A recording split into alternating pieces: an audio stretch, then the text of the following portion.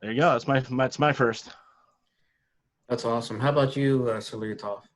Well, so mine is was a much smaller event. I went to college in Worcester, Ohio. Population of about 7.5, other than the college, I think. And I was coming back from playing golf, and there were these two guys beating on each other in the front yard of one of the dorms. And needless to say, I went, I got to get me some of that. And then, so, I started hanging out, and I was that overly enthusiastic new guy who just wanted to do everything and be everything, and I was going to be awesome. And so they were like, "Oh yeah, well, we're going to do this tournament in October. We'll go ahead and get you in armor. Oh wait, you're only 17, and in the Middle Kingdom, you were not allowed to authorize until you were 18." Okay. So I literally spent the entire event going, "I want to do that. I want to do that. I want to do that." But it was a very small tournament.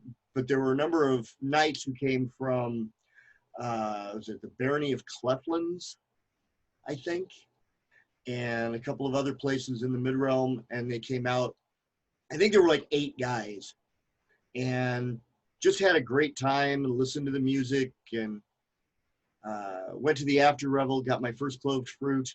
Nice. And I was hooked. That was almost 36 years ago. So that was October of 1984. So That's awesome. That's thanks for sharing that with us, guys. Okay, so you guys ready for the next question? shoot. All right. So this one's a little bit more on the serious side. So what do you think is the hardest part about training or teaching anyone, like a new fighter or anyone who's interested in what you're teaching? Actually, that's an easy question. Learning to communicate, learning to talk their language. Everyone learns differently. Some people learn by doing, some people learn by seeing, some people learn by having things explained to them. And some people have done a great deal of athletics, and so we just need to fine tune and train that to what we're doing. And some people have done almost nothing athletic and have no idea what their body's supposed to feel like when it's doing things right. So we have to learn how to translate what we know how to do into their language so that they can learn it.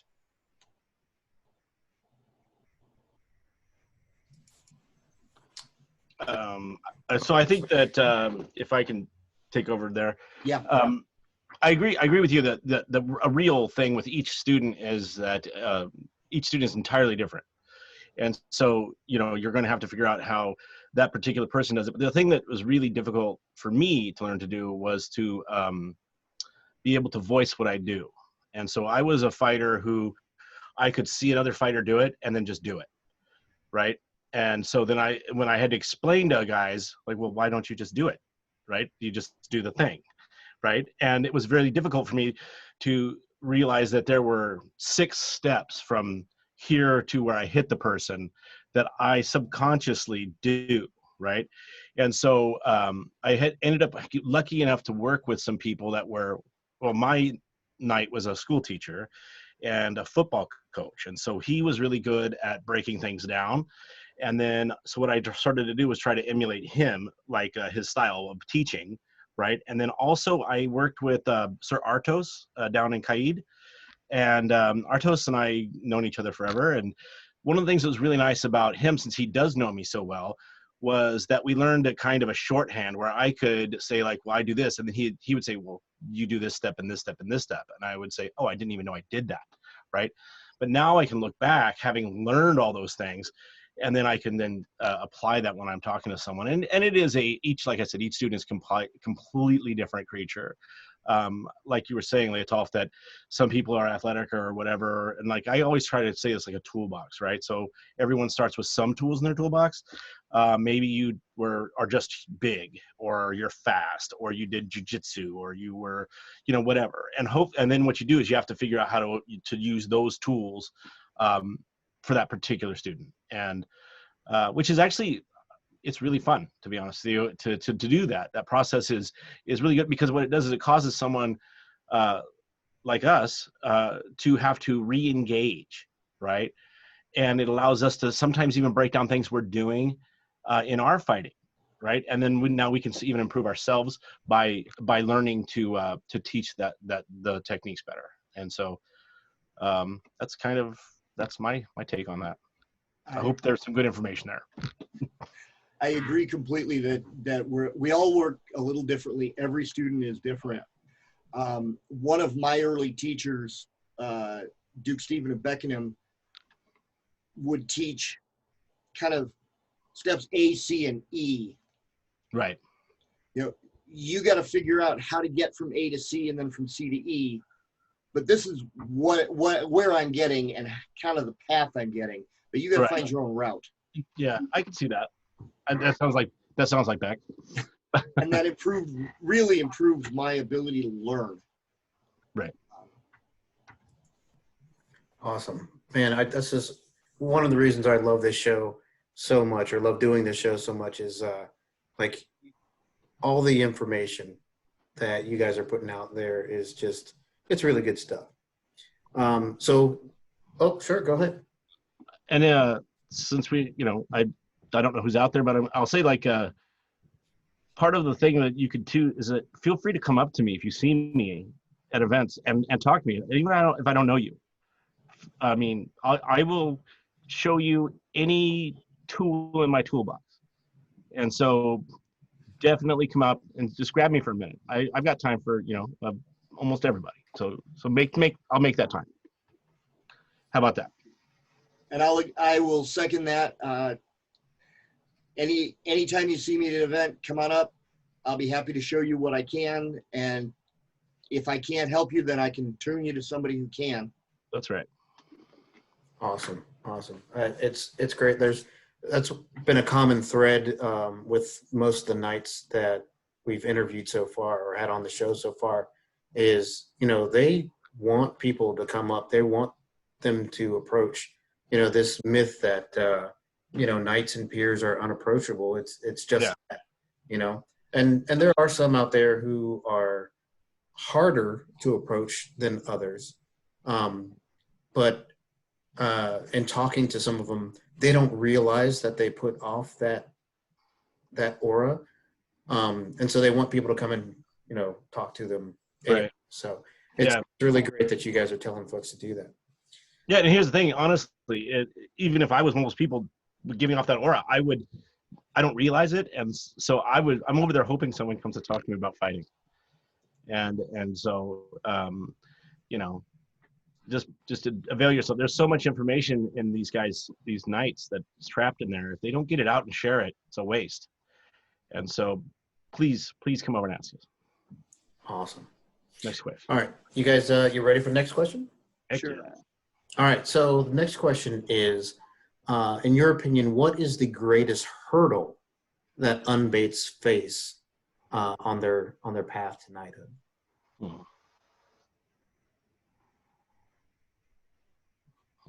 It's a tough one. Let me think about that. So I could say that there's a couple things that are going to make things harder.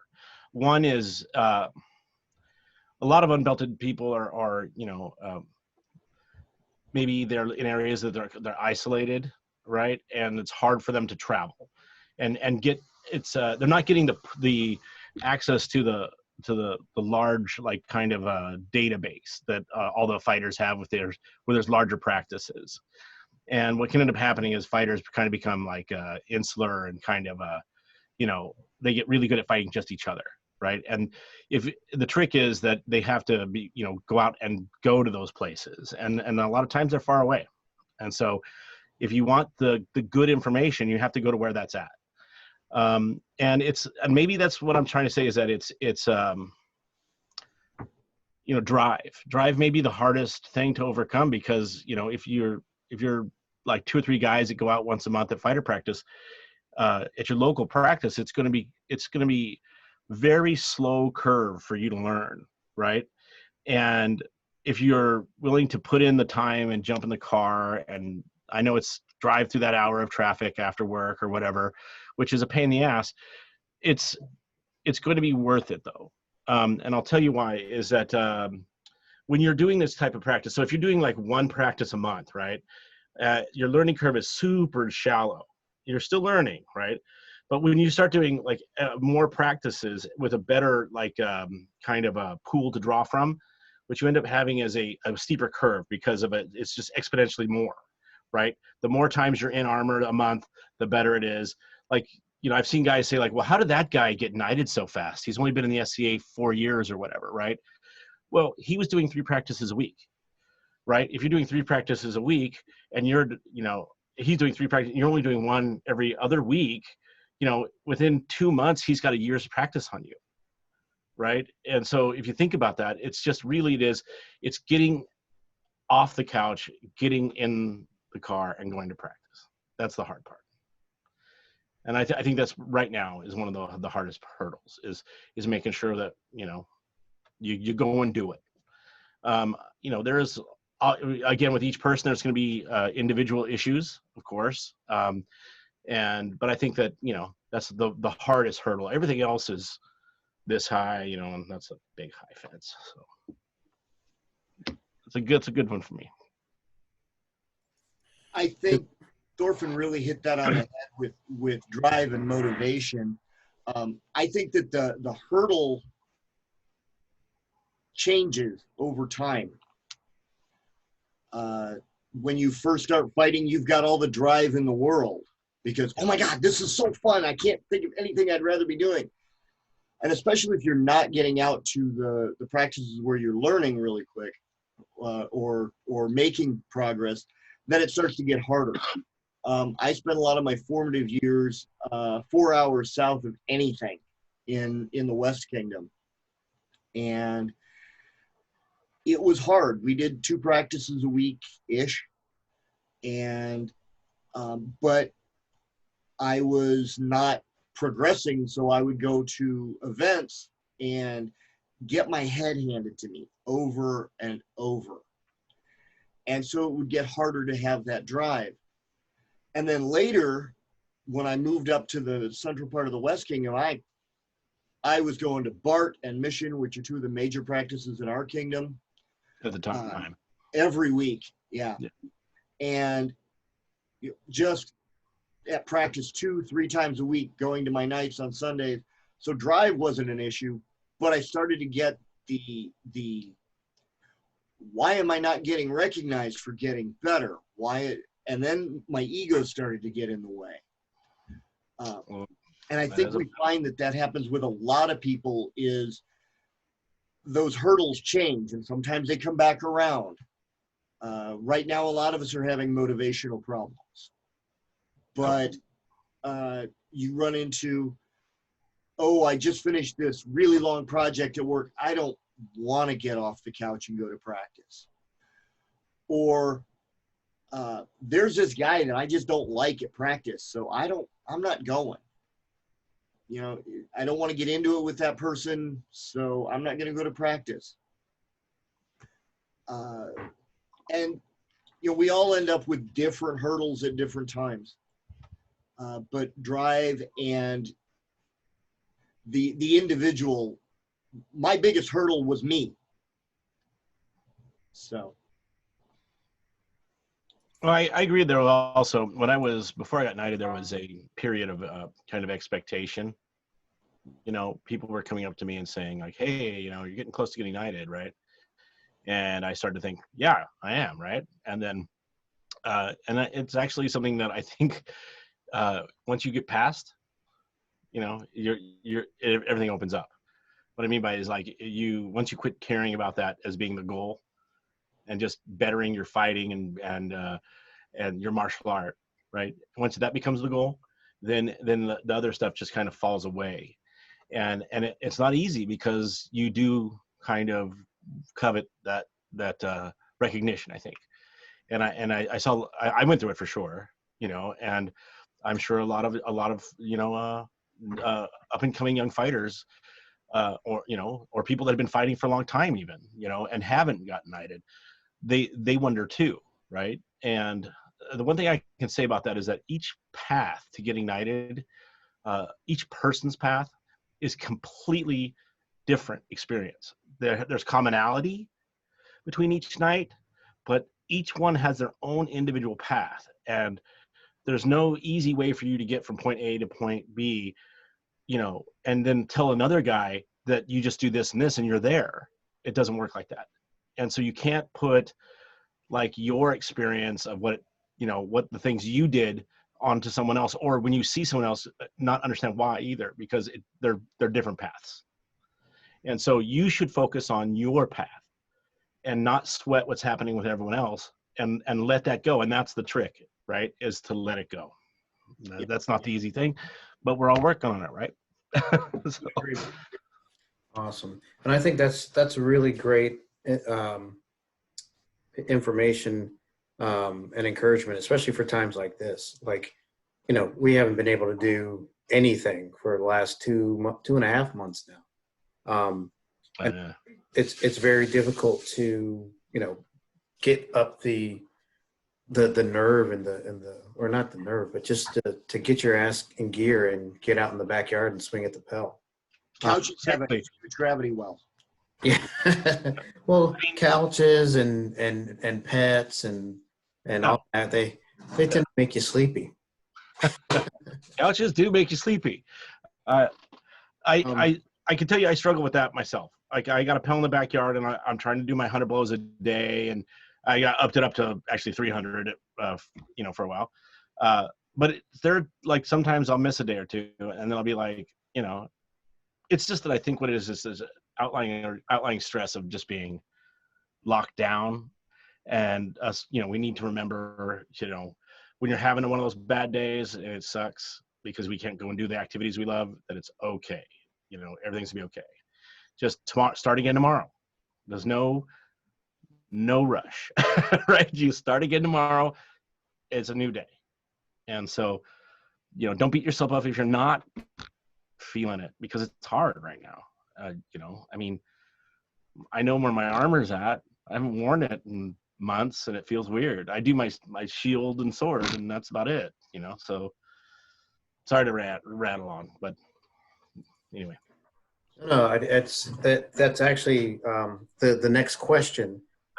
You guys have already kind of gotten into it, but I know what you're feeling like. Like, I'm worried that my armor will have shrunk a little by the time I get back into it, and I put that armor stretcher somewhere, and I don't know where I put it, but right.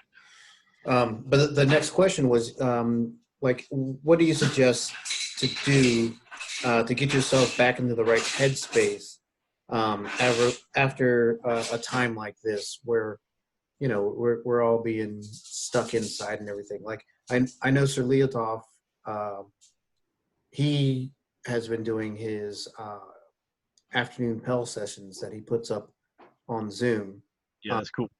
Which I found is, I don't get to do them with him, but I watch them afterwards, and, you know, right before I do my own pel stuff, and that gets my ass out there and to, you know, drag the pel out there. So, like, what you have any other suggestions?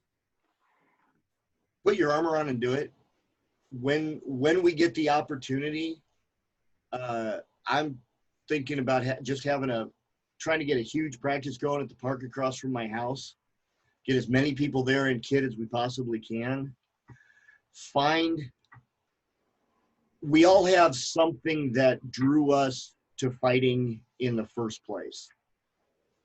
And that we got to find that again. I'll be honest with you. I didn't do pel work for probably the first couple of weeks after the lockdown, and I had no motivation. And somebody on one of the groups I'm on said, "Yeah, I don't have any either." I said, "Great. we'll meet on Facebook Messenger with cameras and we'll go do Pell work together. And so she and I that day did Pell work in the afternoon. And that's, for me, the motivation has been helping somebody else motivate. And so that's the only thing I can tell you is get out and do it. Yeah, it's going to take, okay, so anytime I've had to take a break from fighting, like I had a broken finger and I had to take, 8 weeks off or something like that. You got to put your helmet on and you got to go get hit. And I think that it's not about even winning the fight or doing well in it. It's about getting hit in your armor and realizing, hey, you know what? I'm okay. I'm not going to get hurt. Because, there's part of your brain that thinks this is sword fighting, right? And so it can be really hard to get back into it until you get whacked that first time back. And then you're like, everything's okay, right? I've got armor on. I did this on purpose. And also, you hit me, I want to hit you back. And so it's the way to get me kind of, mindset-wise to back into fighting. I can tell you some things to do now that I'm trying to do. And these are things that I'm working at. And some days, like I said, I fail, and some days I succeed, okay? So, but you want to do, I would say, if you don't know what the century drill is, it's trying to do 100 blows for 100 days straight. And you have to do them before dawn. So anytime during that day you have, right? And the point of this exercise is to go out and throw 100 perfect shots. It's not about hitting the Pell hard or fast, it's throwing them right. So what you do is I purposely put a 1.25 inch piece of tape at eye level, at mid chest, at thigh, and right above the knee. So that way all the legal target zones. And then I rotate through all of these, making sure I hit them. And I'm doing them at as perfect as I can, because the point of Pell work is you're building muscle memory, which later on, it will, at full speed, will be for your brain to access quickly. So you won't have to think about it. Your muscle memory will do that for you. And this is with any sport, like baseball, everything, right? You have to go out to the batting cage and hit the ball. Same thing with the Pell. And other things you can do is you take your shield, whatever type of shield you use, and you make sure when you do your Pell, your 100 blows, that you keep your shield like, on guard, like when you're fighting. So that way you get used to having it and throwing your blows with your shield in front of you, which you have to be able to defend and attack at the same time, right? That's a huge thing to learn. And having a Pell allows you to have a 3D target. So you can fire everywhere. The other thing you want to do is after you do your 100 blows, you take your shield and you're going to hang it as low as you can, and you're going to lift it as high as you can. And you do this like 50 times, right? And then you take it and you push it out like 50 times. And the idea here is you're keeping your body used to these type of activities without having to be in armor or at fighter practice even. Okay, so you're still getting like as if you're doing all the shield blocks, right? By moving your shield and keeping those muscles strong. You're also keeping your muscle memory strong with your sword hand, right? By doing that. And then, go for a damn walk at night.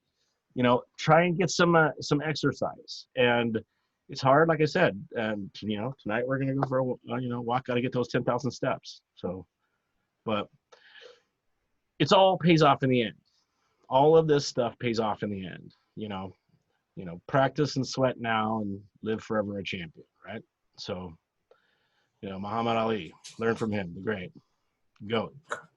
Cardio wins crowns, right? Yep. If you get a chance, watch fighting, because that will make you jealous that you can't do it. Yeah. And also you can learn from that. Yeah. I love fight videos. YouTube has 1 million fight videos, guys. Go watch all of them, man. There's you can watch kingdoms that you've never even been to and be like, what the hell are they doing? But at the same time, you can learn a lot too. So I really do think that I love fight videos. You were right. Watch fight videos. But those are things that you can do while we're in lockdown. The other thing you can do is, you guys know about the yardstick thing, 36-inch yardstick, right? Most swords are 36 inches. So you have a yardstick. The cool thing about having a yardstick is, here's one right here, that it has a blade, right? And so you can practice, you know, hitting on edge and also learning the range of things. You can just reach out and touch things with it. And then you're learning mentally how far away everything is. And so and plus you don't look like a weirdo walking around with a yardstick. Maybe you're just measuring stuff. Nobody knows, right? You have a stick, people are like, why's that guy got a stick? But you got this thing, maybe you're just measuring things, right? And so, but it's great because they're the same length as the sword, and you have the edge, which is important to learn to throw blows with the edge.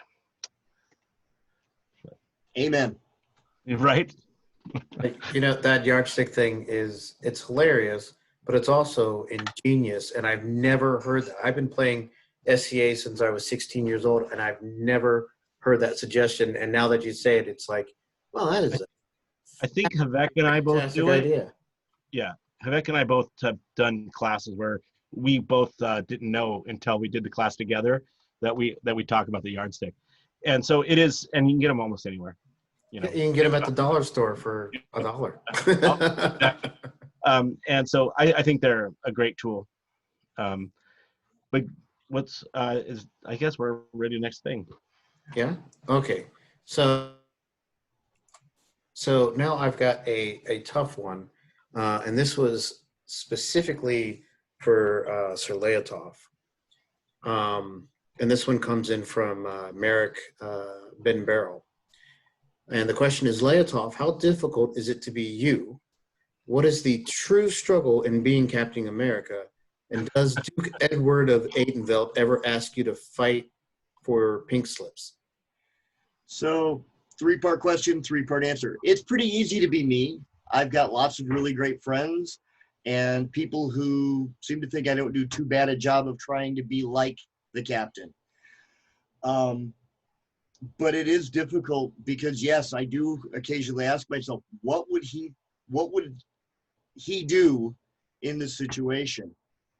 He is not my only hero, but he is someone that I have looked up to the philosophies of Jack Kirby's Captain America since I was a kid.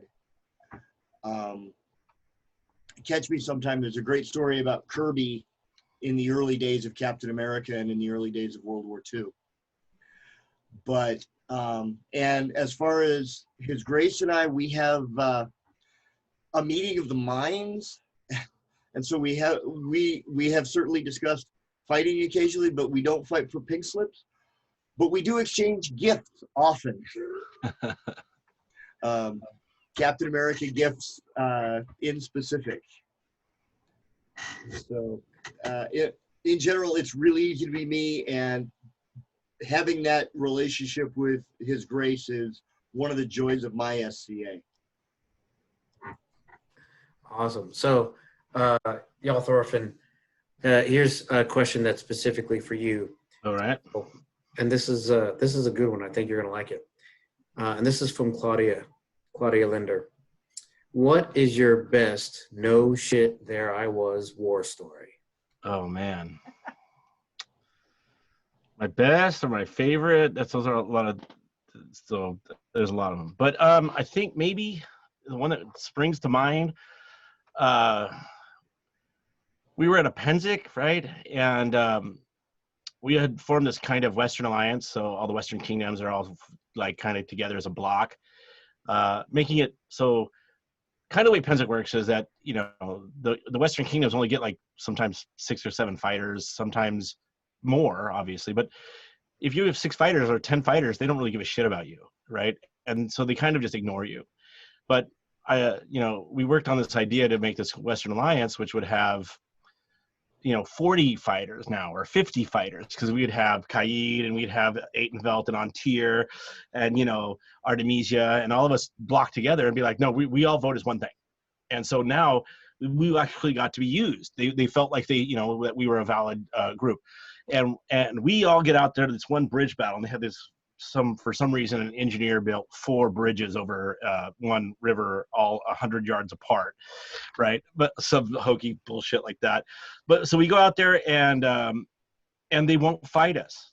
The other bridge, the other side of our bridge, has been told not to engage.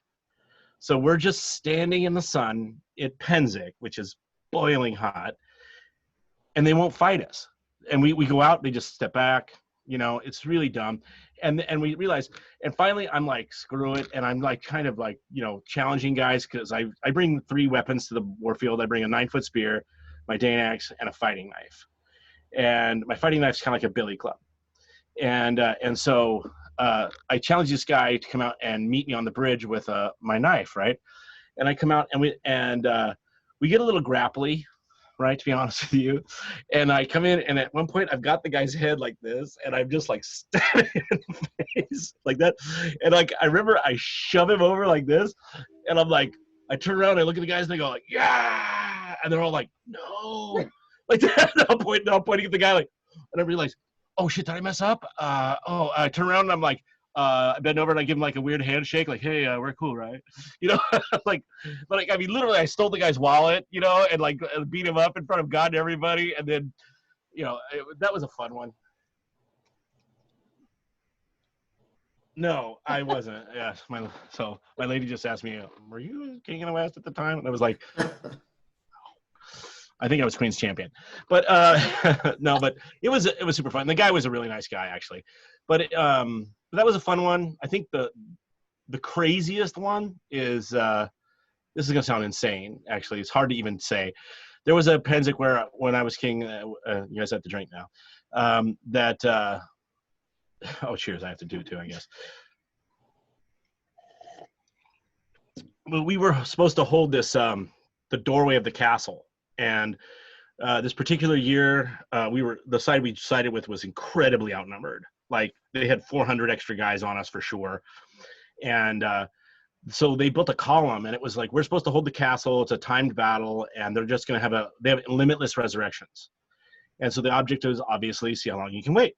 And I'm fighting with my Dane axe and stuff. And the West formed into this kill pocket, but there was only like 16 of us. And I went over and I said to this, like, the King of the Middle, or the King of the East, excuse me. I was fighting with the East Kingdom, and I said, we need somebody. I mean, there's no way the 16 of us are going to hold the door. There was like 300 dudes in that column, right? And so he sent over a squad of mercenaries, and they held their own. We held it for, I think it was 19 minutes.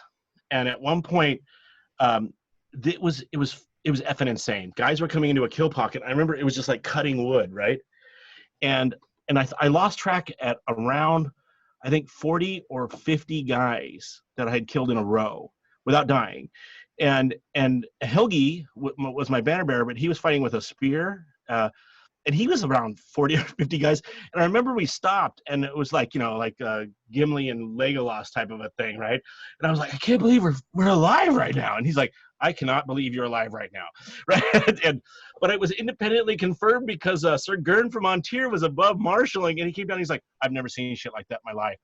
I think you two killed 100 people. And I was like, it seemed like that, yeah.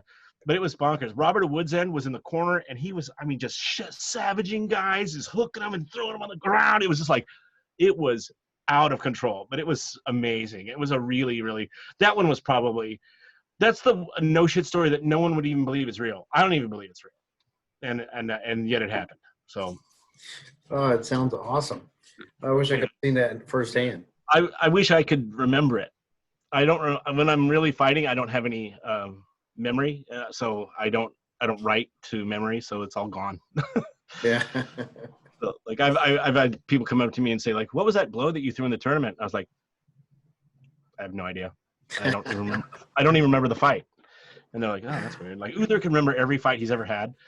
Like he talks to me about things like, he's like, in 1997 you threw a blow like this. Why did you do that? I was like, you remember the fight of 1997? That's insane, right? but it's a different type of brain, He's like a massive battle computer that remembers every single fight he's ever had, and I'm just in the moment the whole time. So.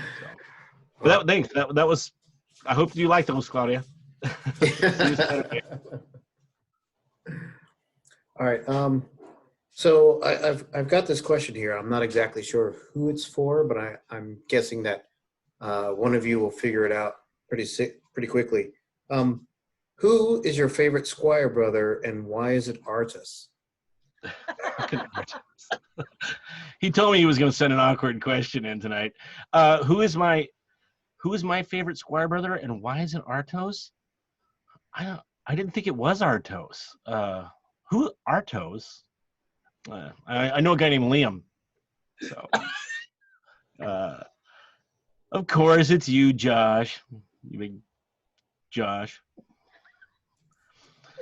I grew up with him as like family in the SCA, you know, and so Artos is like fam. He's fam. That's all. Right. So, Sir Leotoff, we all know how much you admire Captain America. We know he's one of your favorite role models. But who is your SCA hero? It doesn't have to be a fighter, just anyone from the SCA who inspires you the most. Well, I would have to say there are probably three of them who, if I could grow up to be half of what any of these men are, and that's Sir Robert of Woodsend. Good call. Havek Duke Bender, and Duke Stephen of Beckenham. Oh man, good choices. Those are probably three of my greatest heroes.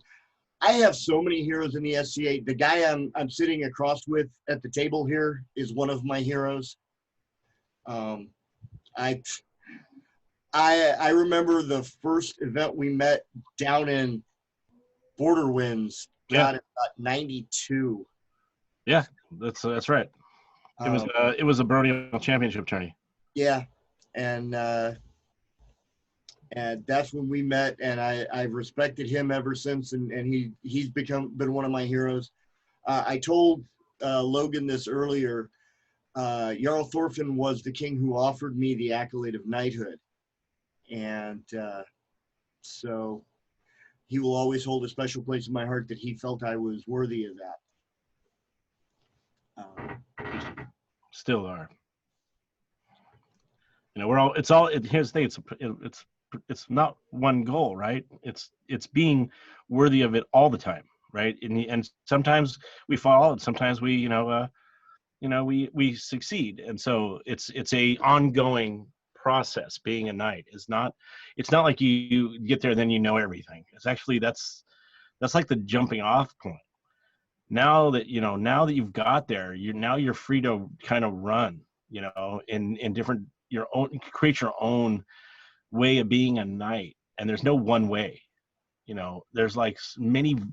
If you were to sit down with like 10 of us, none of us are going to be just alike, but you know what I'm saying? So I think that's a good thing. It's something we all work on, right? I'm trying to learn to be a knight after 25 years. And every day you want to be the knight that they saw in you. Yeah, of course. Whether you're fighting or whether you're walking down the street with your dog. Yeah, right. Or, there's things where you think to yourself, like, I remember in traffic, a guy next to me, his car stalled, and I'm like, what the fuck? I got to jump out and help this guy now, right? I could just sit here and callously not care. Right. Or I could get sweaty and help him push his car across the street because it's the right thing to do. And, we should all try and do good, right? And just try and do good in life to help other people. That's a huge thing. And that's part of being a knight, it's part of being, all of that. So I think that this is something we can take into the real world, how to be a good person in the real world. If being a knight helps you find that path, that's awesome. So. Awesome. Yeah, I 100% agree. I think if, especially in today's day and age, if everyone took that moment just to be knightly, you know what I mean? Like, yeah. I think that we would all be doing a lot better. Yeah. But not to get into our personal stuff. So I actually have a question for you guys that I've been mulling over for a while. And actually, we just got this again from several people in the chat. How do you mentally prepare for a big tournament? Well, we've asked this question of a lot of our guest, but it seems to it's always a very wanted answer. So, what do you do to prepare yourself? Top, you want to go first?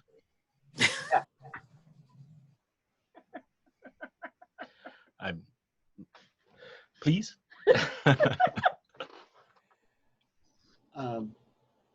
So for me to prepare, it's really about trying to put expectations on hold. Probably the weirdest thing I do is I put my Under Armour on before I go to bed the night before, at least in a camping event. You know, if it's a day trip, it might be different, but the camping event, I go to sleep in my Under Armour kit so that that's one less thing I have to worry about. And I'm usually in armor before I come out of the tent. Because that would, so I have the attention span of a squirrel on Red Bull. Nice. I like that term. You ever see the movie Over the Hedge? That's me.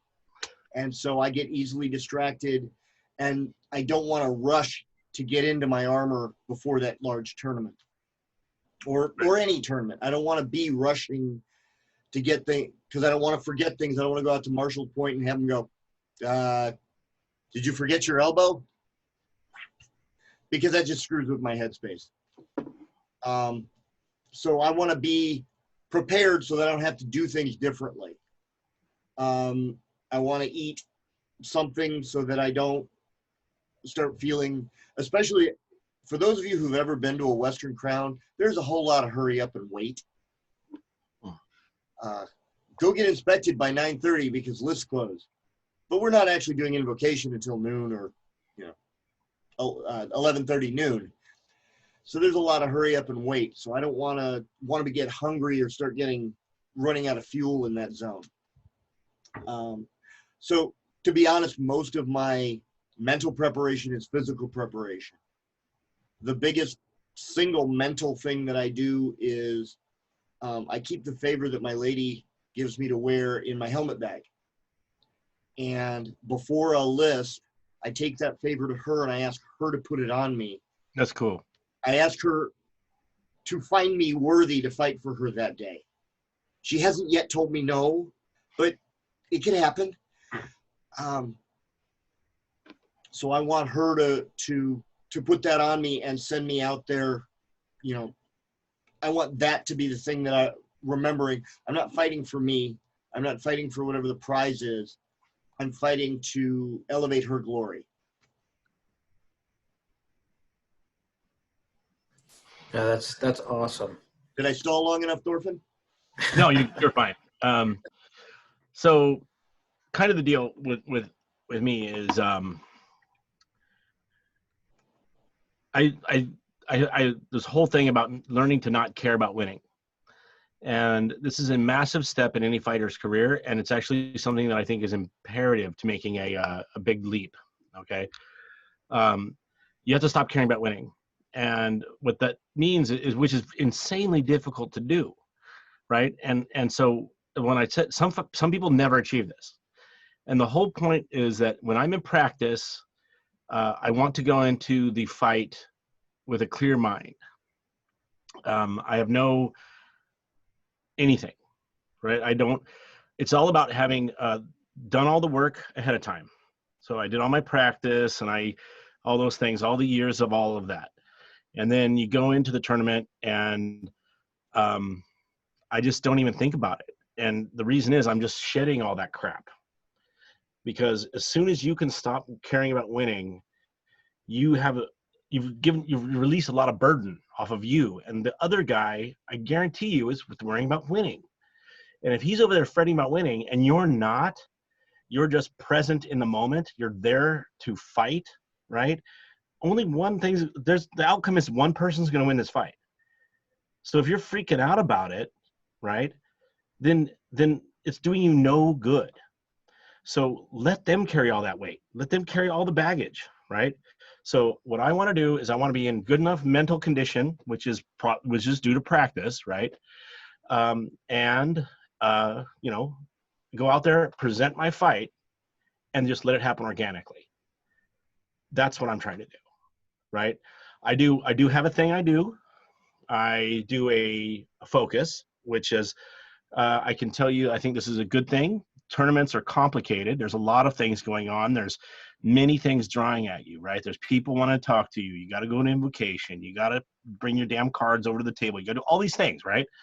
And that can start to get on top of fighters, right? And I've seen great fighters that that I fight in practice, and I'm like, how come you can't win this tournament? Right? And it's because once these things start happening, they all start rolling, that person becomes distracted and focused on all that shit, right? And so I just kind of just cruise through it. I don't care, you know. I'll do all the functionary crap I have to do. I got to go see the marshal. I got to go to the tables. I got to do all these things, right? And don't let that get to you. Focus on the idea that this is your tournament, right? All these things are steps you have to do to get what is yours at the end. This is your tournament. Those people are trying to take it from you. So what you do is you just, whoosh, right? And my focus, when I was talking about a fighter should try and figure out a focus, what a focus is going to allow you to do is, while you're doing all these things like salutes and, you know, trying to find where your lady moved to so you can, you know, recognize her and all those activities, this can like get inside your head. So what you need to do is have something that triggers you right back to now. So all of the noise now, right? And what I do is, I used to be, let me even back it up a little bit. I was the kid that was afraid of the ball, right? When I was a little kid. And you wouldn't think that now because I don't have that when I fight, right? But it took me a long time to get there. And doing fighting, I had done jujitsu and stuff for a long time, but that's very kind of cooperative, right? You have a guy who's doing the throwing and the guy who's doing the falling, right? And we all know kind of our role. But when we got to fighting, when it was just me versus what I could do versus my opponent, right? I liked them. I didn't want to hit them with a stick, right? And what if I hurt them, I thought, you know, and things like that. And then I realized one day that guy just tried to hit me in the neck, right? In the fucking neck. So I came up with this phrase, and this is, I hope no kids are watching, or if they are, maybe don't have me as a guest. But it was, fuck that guy. This was what I would say when I put a helmet on and stuff, we'd come out, we'd salute, I would think, fuck that guy. We could be friends in the meat hall. But right now, we're fighting, right? And because otherwise I couldn't be mean to people. I couldn't, you know, hitting you in the back of the thigh is mean, right? It's going to hurt. It's not going to kill you, but it's going to sting. It's going to leave a bruise, right? I've broken ribs. I've knocked people out. These things are hard to do if you're over there going like, oh, I sure love this guy, right? And so I had to switch my mindset from like, we're buddies to fuck that guy. And over time, I kind of refined it, you know, and I lost all that even. And this is just how focuses work, right? And now what I do is, you see that I do this thing where I salute my opponent, and then I hold my shield and I sword up, all right, to the gods, you know. And everyone's out there thinking, oh, Thorfinn's like, you know, doing some cool Viking shit. He's like talking to Odin or something, right? No, I am such a nerd that I am calling to Barsoom, hoping that, as John Carter would do all the time, he would raise his arms to Mars and ask to be taken home to Barsoom. That's what I say. I go, Barsoom. And as soon as it was just whoosh, and then I'm in the fight. And that's it. I mean, you have to have something that separates the moment from doing other activities to when we're doing violence. And that's what we're doing. We're doing violence. And, you know, if you know me, you've sat and had a beer with me, Leo. I'm a fun guy to talk to, right? But I'm a bastard on the battlefield. And it's because there's two creatures. There's, you know, the engine runs the battlefield, and I'm the rest of the time. And so figuring out your way to clear your mind is key to becoming successful. So what you want to do is you want to, like I said, just be present in the fight and just allow the fight to happen organically. That's my wacky stuff. No, that's really, really good stuff. You know, when it comes down to it, I don't care who you are in the SCA. We are all nerds. You might be one of the cool nerds. You might be one of the really not so cool nerds, but we are all nerds, and that's what holds us together. And Yeah. like, what I got from that is find your inner nerd, find your nerd focus. Yeah, whatever that is. Yeah, that's it's so awesome. But I'm going to be thinking about that now every time I see you fighting in the tournament, and it's going Yeah. to giggle a little bit. So That's awesome. That's great. True story. so I take my focusing thing from actually from baseball. Yeah, exactly. Right. You step up to the plate, right? Actually, no. So years ago, you're probably old enough to remember Fireball Nolan Ryan. Yeah. Okay. At that time, probably the fastest pitcher in the major leagues. And he was, like Thorfinn, the nicest guy in the world until he went out to pitch for the first inning. And he would stop at the baseline and he would look down at it and he would actually make a conscious step over the baseline. Oh, I didn't know that. And then you could actually, if you looked at it, you could watch the facial change to, I'm now Fireball Nolan Ryan, you're in my way. And so years ago, I took as my motto, cross the line. Oh, I like it. And Okay. if you ever watch me go out to a list field, especially before the first round, I try not to go through the gap in the list field ropes. I go under them or over them because I take that conscious step. I walk up to them, I look at the rope, and then I step over it. Yeah, you're crossing the barrier. Yep. I am now it's time for business. Now it's time to get stuff done. Yep. I think that's a very good focus. So anyone listening, both of these examples are very different. But the thing is that it's not saying like you can do one particular activity and do this. It's finding your focus, right? So whatever the thing that can trigger you to just zero everything out. For Leotolf, it's stepping over that rope, and for me, it's this salute to ridiculousness. It's what it is it's just. I'm sure you have the same thing. When also when the helmet goes on, the engine takes over. And the engine is, for me, that's why I call it the engine, right? It's from a nerd book I read called Armor. Check it out, cool, fun book. But the idea was that when this guy would put on his battle armor, he wasn't in charge anymore, and it really frees you because, like I said, it's an activity of violence, and we live in a culture that it does not allow violence. What we do is very ritualized violence. It's very structured and ritualized. And I think it's actually good for the soul because it's you have all these things in your like traffic pisses you off and all this stuff, right? If you have a way to exercise that, to get it out, all that kind of built up anger and rage, and kind of, if you're a guy, the testosterone buildup and all that kind of crap, if you can focus that on something like I said, structured, where there's rules, and you get to be violent as hell, but at the end of it, everyone hugs, right? And it's awesome. That allows it just pours out. It's violence therapy. You know what I mean? It's like it gets it out of your system without having to be, building up and, you out there yelling at someone in traffic, right?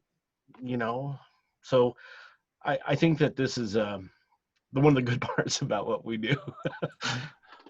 I agree with you 100%. And I wish that we could talk for another hour because I have so much